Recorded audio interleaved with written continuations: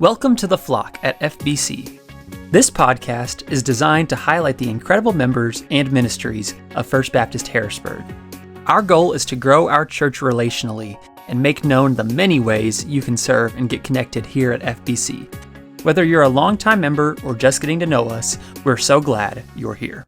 Welcome to the second episode of The Flock here at FBC. My name is Jacob Penrod, and this is Nolan Davidson, and we are joined today by Jeff Thomas. Jeff, how's it going today? Doing well, thank you. Doing good. Let's just dive right in. Just tell us a little bit about yourself, where you grew up at. Yeah, that's what I want to start with, your early life. I actually texted Cash just to see if there's anything I need to talk to you about. And he said, like, your growing up was very different. So you care to talk about that? Both my folks were from here, and my dad was in the Air Force. So for the first 13 years of my life, basically traveling around. Born in Texas, and then growing, like I said, moving here and there. Started school on Okinawa.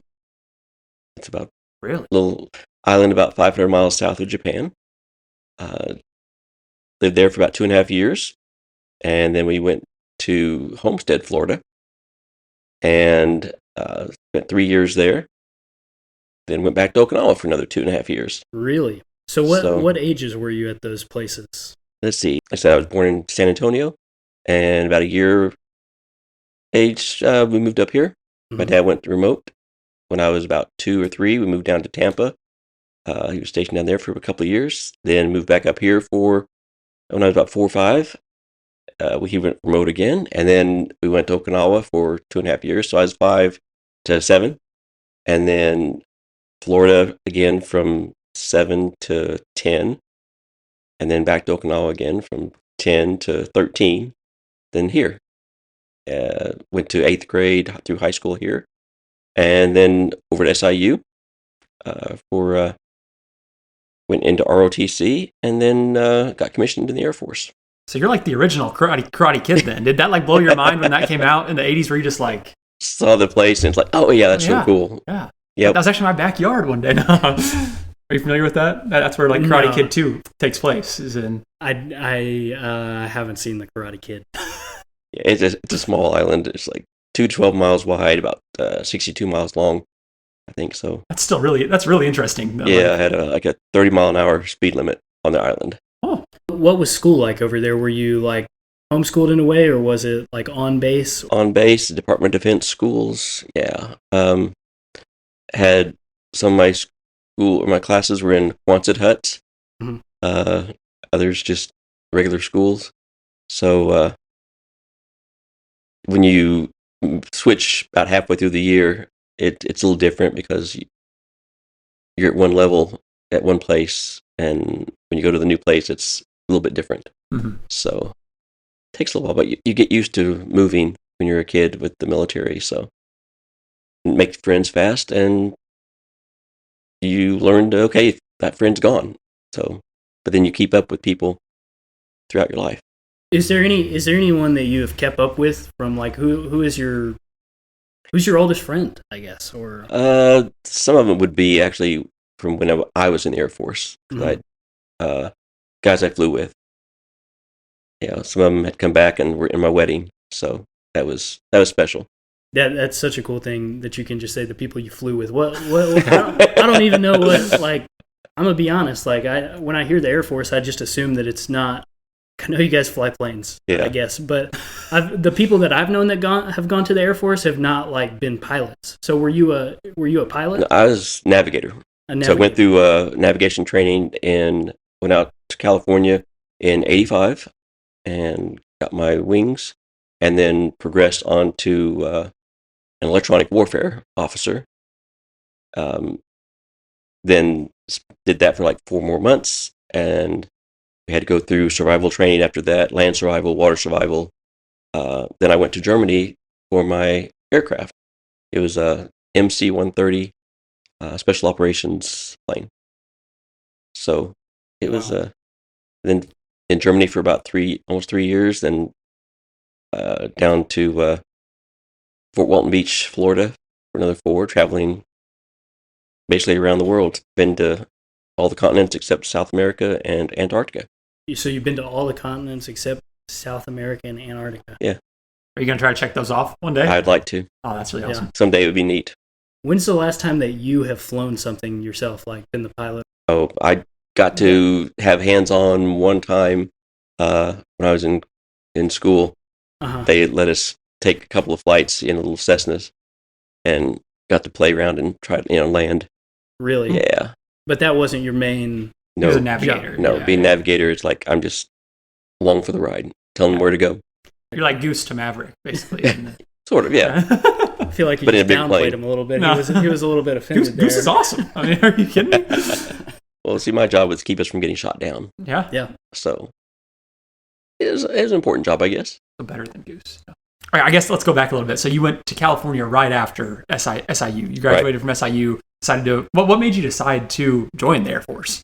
Well, of course, I grew up with it. Mm-hmm. And I was thinking, when I was about 13, it's going to be so nice to come back.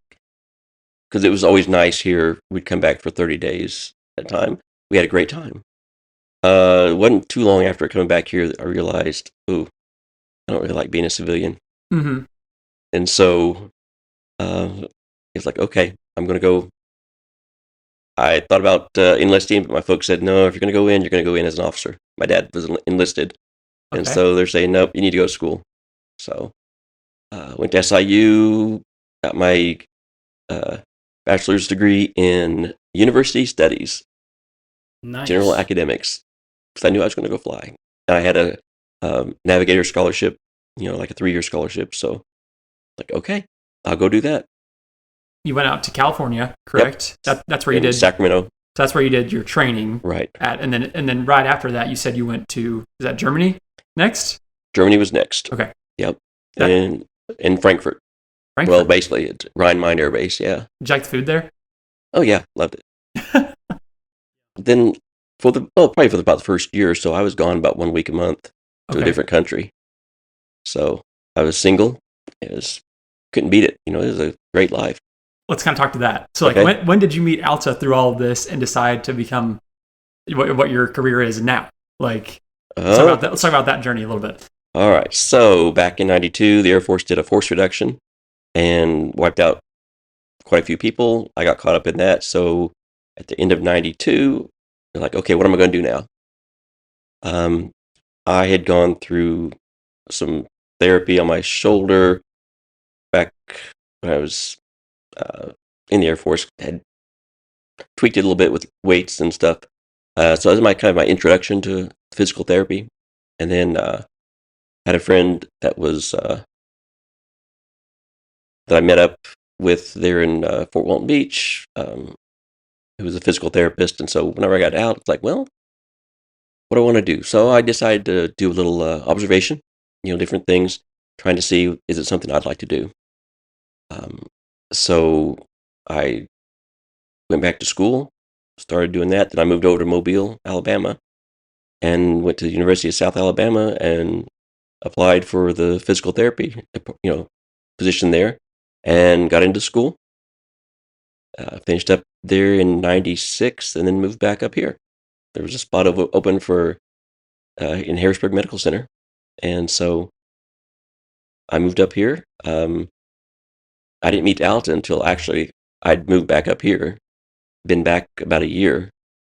And then she happened to come to work at the hospital. And so she had some friends. And so I knew more about her before she ever knew me. So you moved back up here from Mobile Mm-hmm. in what year did you say that was? 96. 96. Yep. This is a complete a side question. Okay. Where do you think you've lived the longest besides Harrisburg? Because it seems like you've lived in all these places just kind of in short spurts. Yeah. Fort Walton Beach, I was there about 4 years. 4 years. So that would be this. But Okinawa, I was there twice for 2.5 years. So 5 years on Okinawa, but it was split up. In all your travel and all your living in different places Mhm. for short amount of time, I know that you're here, so that obviously means that you want to be here and live here. And I'm sure you have some draws with family that make you want to be here. But Right. if the draws of family weren't there and your Mhm. local connections weren't there, what would be your favorite place to live and why? I really like Florida, Yeah. the Gulf Coast. It was, it's just, but it's gotten so crowded. Yeah. now. I like Tennessee though too. Chloe's down there, and it's a little bit. You got some different weather. You get some cold, you got some warm. Mm-hmm. People seem nice. I'd rather stay in the South. Yeah. I like the Southern hospitality, just Southern atmosphere. Yeah. Growing up here and then moving to Tennessee, because Mhm. we lived in Tennessee for, I can't even remember how long. We both went to college there and spent a couple of years after college. And so, like, the things that are different just between, like, the 3-hour difference from here in Tennessee. Oh yeah. Like, they joke, but people say y'all all the time, and it's not. It's part of the vernacular. Mm-hmm. There are words that they don't say from up here. Sure. And like so many things, like how their kids are raised, like it's ingrained in them, like yes sir, no ma'am. Like I remember I was doing a D now with some kids, and like a dad was like basically trying to get his son to wake up, and he was raising a voice and trying to get his son to wake up, and he woke up, and the first thing he said was sir, like, and he just said sir, and I was like, wow, that's so deeply ingrained that even the second he woke up, he gave a response in a polite way. Right. Where here, like, we don't even, if you say sir and ma'am here, like, people will be offended. Like, they're like, you think I'm old? You're going to call me sir or ma'am? Mm-hmm. And there it's everybody. Yeah. Or Mr. this, Mrs. that. Mm-hmm. So I Use the relate first name. to Yeah. I relate to the I enjoyed it. I thought it was cool. Yeah. So let's kind of get on with a little bit more family life stuff. You mentioned Okay. you have a daughter, and we all know that we know that you have a son. You guys know, as well. yeah. But like, tell us a little bit about that, like a little bit about your kids. When you guys had the kids, stuff like that. Yeah, well, let's see. Of course, I was an older dad. When Alta and I got married, I was 35, and she had just turned. Well, I can't tell you what her age I'll there. just keep that. Anyway, she was younger than me. And so, let's see, I was 37 when Chloe was born. So she's going to be 25 this year. And then with Cash, I was 40. And so he'll be 22 this year. And it's funny that he's going to SIU here 40 years after I did, living in the same complex area that I lived in 40 years ago. So it's strange. Yeah, well, this should be a message to him. I mean, maybe he can go to the Air Force and live in all these different places too. I'm sure that might not be on his That's radar, not on his radar. No. But there's so much life ahead, right? There's so much you can do between. Well, I'd never heard of physical therapy back when I was in high school or college. First time. It was not even on my radar. I did not want to work with people. Touching people was not part of what would be something I'd want to do. Mm-hmm. But then it changed. So being an officer made a huge difference. Yeah.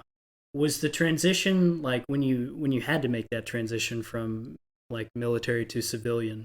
I know you'd mentioned a little bit before that you didn't really enjoy the civilian life. Was that transition hard to make when you had to? Yeah, at least I was near my the people I flew with. Still, I could go over to Fort Walton Beach, be around them for a while. Wasn't as bad because I don't know. It was scary at first, but then it was really the first time I felt like I was an adult. Finally, when I was about 30.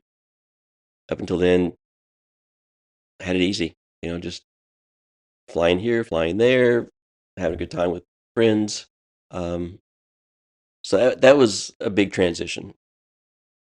With you could go on any base and feel comfortable, and you can't do that with the civilian life. But coming back up here was kind of easy in a way, because knowing family and friends and stuff like that. So it wasn't as bad coming back up here this time. We've kind of talked a lot about like your kind of more biographic, I would say, information, personal life. Sure. Let's talk about like this is what this podcast is for, kind of get to know your spiritual life. Right. So like, when did you come to know Jesus? What did you grow up in church? Stuff like that. Just kind of tell us a little bit about that. Yeah. What's your testimony? Really, I think some of the early exposure I probably would have had was maybe stand by my great grandmother's pump organ while she would play, some of the old gospel songs. We didn't go to church. They didn't go to church. They believed, but they didn't go to church. My mother had grown up going to the First Christian Church here. My dad went to not Dorsville. He went to McKinley Avenue. So, but then with the military, we would sometimes go to chapel. Maybe, Christmas, Easter. It was Boy Scout Sunday. Mm-hmm. But we had some little books that had Bible stories in them, great illustrations. And so I would see those and look at those and read those. And I don't know, when I was about 10, 11, I just felt drawn to. We had some friends that we lived with, knew in Florida, and then they moved to Okinawa also. So, and they had faith, background. And so it just kind of streamed from there to where it's like, can we go, start going to church? Try the chapel out first. They're on Okinawa. The main chapel was the Protestant service was very stringent, I guess. It wasn't something that I felt, really drawn to as much. But then they had another chapel that had more contemporary service, a little bit more laid back. The chaplains were better, I thought. And so that progressed into getting more involved, with church, going to, I guess maybe a couple of years of Bible school, in the summer there. And then we would get involved with, they had a kind of a ministry off base. It was a Christian center. Some of it was for single guys or just single service members that are there, but families also. And so every Saturday we would go there. They'd have a meal, have fellowship, have a service. So that kind of brought me farther along. And then at 13, baptized in the East China Sea. And then just kind of progressed from there. We came back here, went to Christian church some, and then had done some out at Faith Chapel because my sister got married. Her husband went out there, so I kind of went there some too. And so it wasn't something I grew up, not really growing up with church, and just had family that had faith, but we didn't, really so much attend until I was about 11. I remember you guys going to a different church whenever I was growing up. Yeah. So like, where'd you guys go whenever you and Alta got married? You guys started having kids and stuff. Like tell about that. Got married. Okay, I was going to the First Christian Church. I was a deacon in the First Christian Church. Went there for a while, but Alta had grown up out at Dorse Heights Methodist Church. Not so much a formal Methodist type of church. It probably was more like a Baptist church. Her mom was Baptist.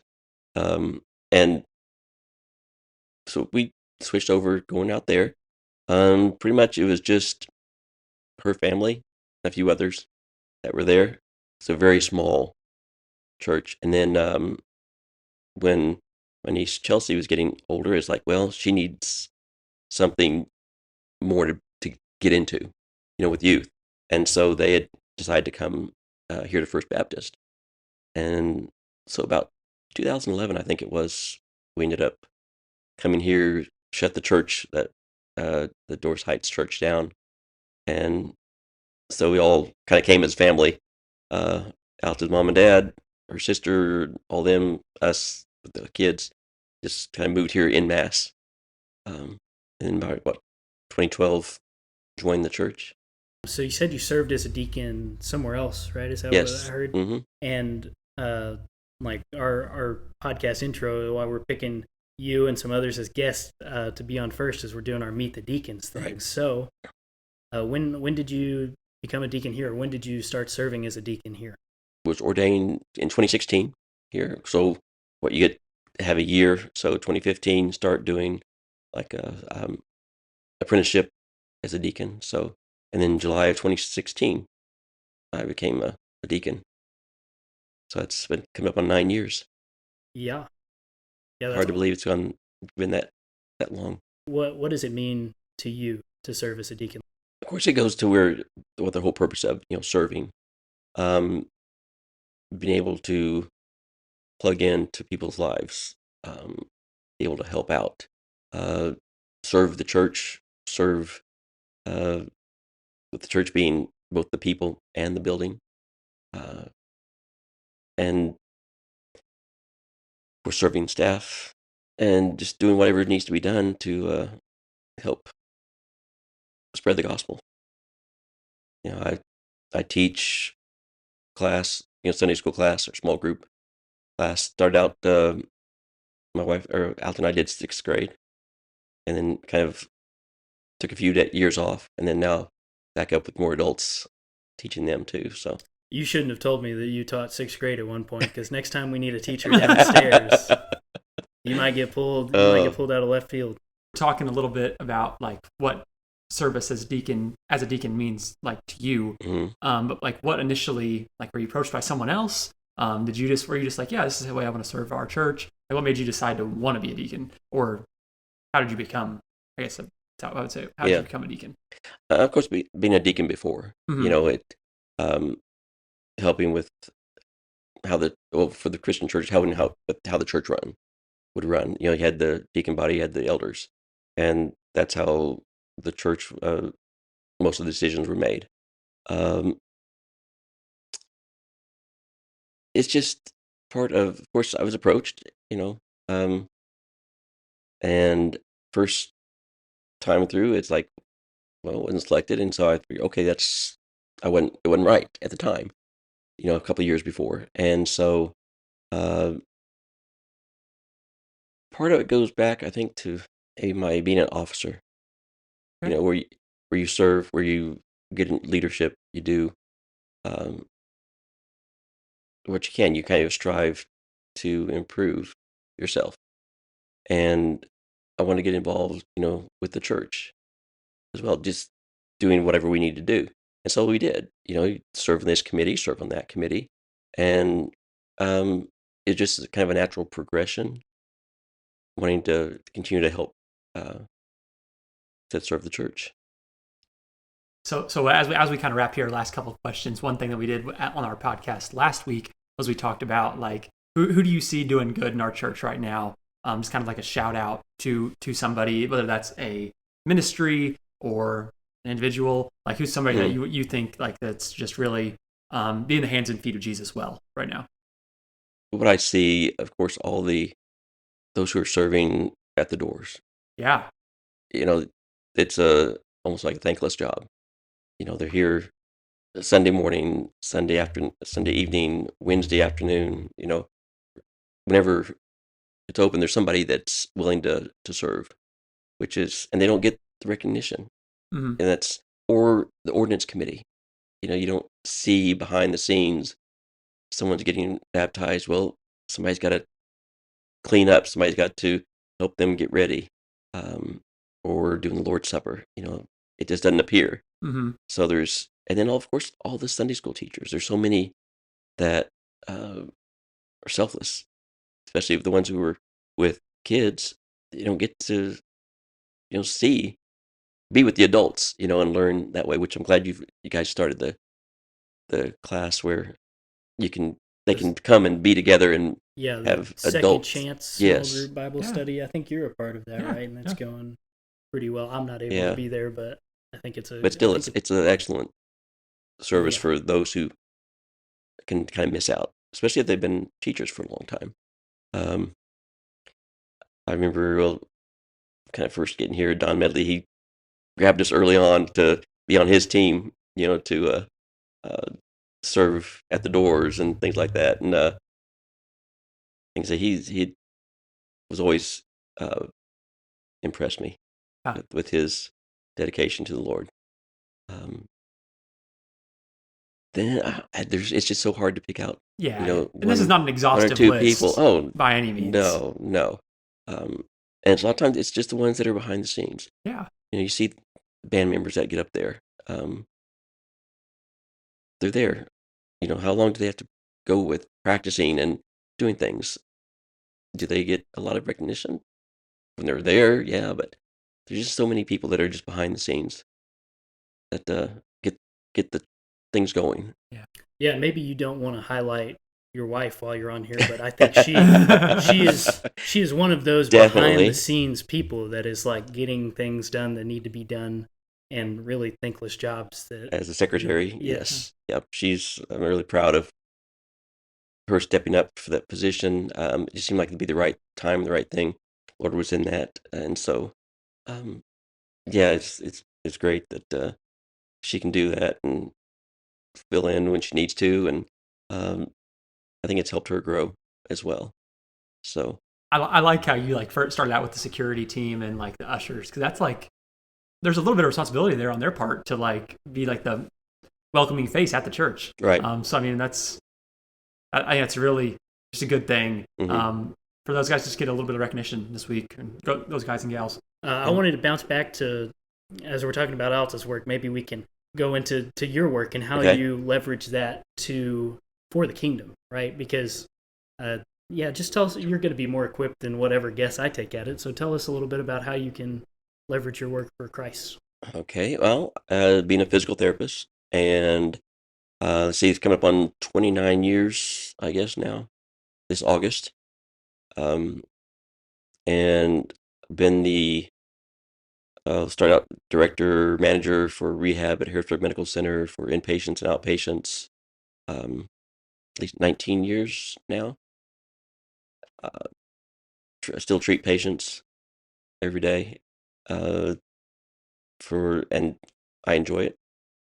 With some inpatients, you might be there, and you're the only one they can talk to for a while, because we might work with them 15, 20, 30 minutes, so that they have our undivided attention. They can talk to us. If you're there with somebody towards the end of their life, you can give them comfort. With outpatients, you're almost in some ways like a counselor, for the patients. They can talk to you. They can tell you their troubles. They can tell you, what they're having issues with, and you can bring your faith into that. You have to be kind of careful, but still, you can show your faith and let it be known that there's more for some than they don't have any kind of faith. You can kind of be that example, and just slip in here and there, a few things, and so they know. Yeah, absolutely. And I think we've talked about in Sunday school the past few weeks of what it means to be an example. If somebody sees you come in and maybe they're in bad shape, maybe they're towards the end of life, but you're in a good mood and you're positive with their situation, how much of a difference that could make, and how that could lead them to ask you about your faith or why you're so positive about it. And I think that's a great opportunity to sew in also the gospel threads, which is something we've talked about at this church before. Maybe you aren't able to tell them everything in that time, or maybe there are some restrictions, but you're able to sow those seeds of hope. And you can always pray with the patients too. Mm-hmm. Sometimes that's what it comes down to. You can ask them, and a lot of times they're very, please.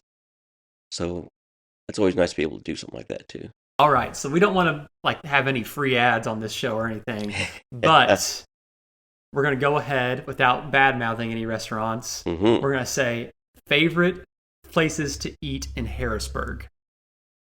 So we'll go oldest. Limited. We'll go oldest to youngest. You guys pick your favorite place to eat in Harrisburg. Once it's taken off the table, nobody else can draft it on their team. You get 3 picks. Oh, man. We're going to go snake style, so I get 2 at the end, and then Jeff gets all right. Come back. Oh, I want to take the big one, Mackey's. Mackey's is off the board. Take that off the table. There you go. I think Mackey's is a good one. I mean, it was in my top 3, but it was not my one. Yeah. Yeah. My number one might be a little controversial off the start, but I am a big fan of Morello's right now and their personal pizzas. So that's going to be my one.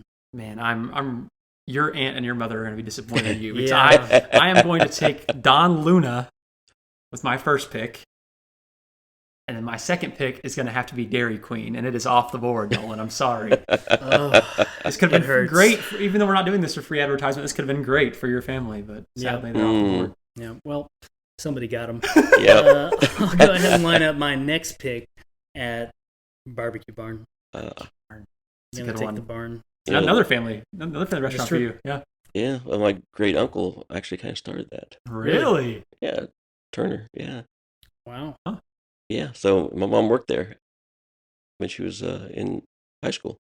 So has family connections to me as well. Okay, let's go tequilas. Tequilas. Yeah.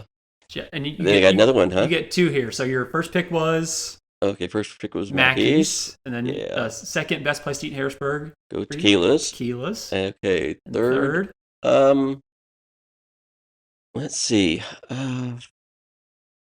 Arby's. Arby's. I like, out of the fast food restaurants, I think I would take Arby's. Yeah. Like actual food. I take ice cream, but I like Arby's is good.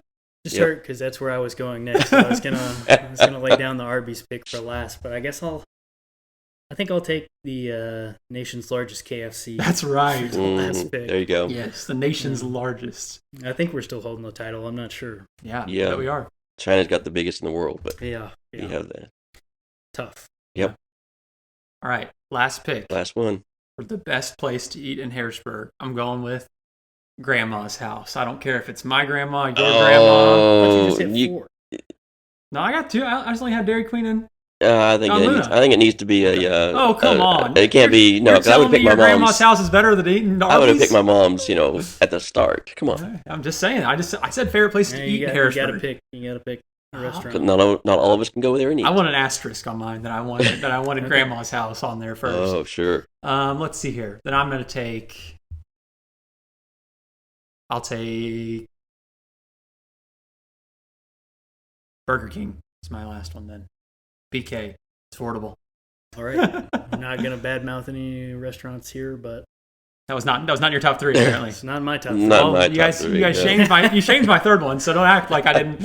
I mean, that was one I thought of. So no, but this has been great, Jeff. We appreciate you coming on here, taking the time to do this today with us. pleasure. It was really a lot of fun. Yeah. Yep. Well, doing a great job with this. Yep. Thank you for watching The Flock. Stay tuned next week for a new episode.